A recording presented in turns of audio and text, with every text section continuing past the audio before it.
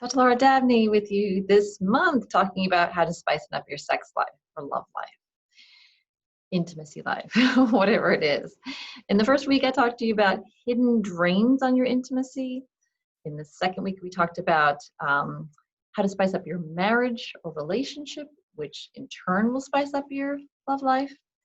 And then last week, we talked about so-called solutions that are actually hurting your love life or intimacy. This week, I want to talk to you a little bit about surprising solutions, maybe a couple of things you haven't thought of to spice up your sex life. And start with, a lot of times when people come to me and they're frustrated with their sex life, it's a lot of what to do, what to do, what to do, what to do. A lot of trying new things, people making all these different changes, and that's okay. But if it's not working, you might want to talk a little bit more. It seems sort of counterintuitive, like we want to have more sex, not talk more. But talking, as I always say, if you can open up, a special kind of talking, not just routine talking, but opening up about what's working in your sex life. Okay? A little bit more flirting, a little bit more celebratory talk. For instance, I really never told you I like this a lot. Remember when you started doing that? This is why I like it. Gee, it'd be kind of fun if it moved into this. That kind of talk can be a little bit less burdensome. People keep talking about, well, we got to fix and it's not right. That can grow old. You can really kind of lose your focus on something like that. It's like doing homework. Homework was really fun in the beginning, kindergarten, and then it's like, okay, I'm not doing this anymore, right? So talk a little bit more about what works and what has worked. It's a little bit more joyful. You might be surprised how that impacts your sex life.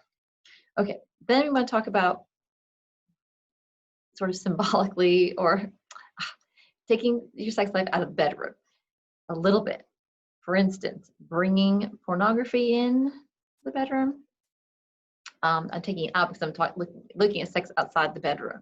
That can do a surprisingly huge change on your setting and thus your intimacy. It can open you up. It can give you new ideas. Be much more, increase the excitement. You can do that with a video or with reading. Maybe having phone sex.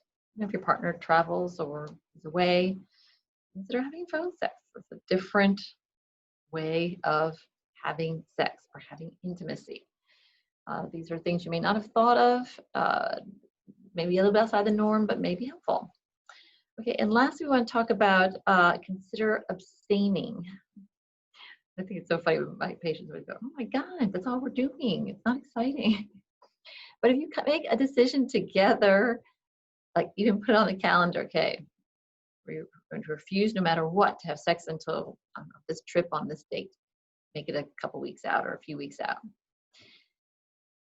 I was about to say abstinence makes the heart grow fonder. Abstinence makes the heart grow fonder. Think about it. It's a psychological thing where if we put something out of reach, start thinking about it more, it becomes more exciting, more desirous, right? So go ahead and put your sex life off limits and see if that doesn't make things a little bit more exciting for you. Okay. Please let me know. I always love feedback. And of course, if you have any problems at all, we are here for you. 757-340-8800. Thank you.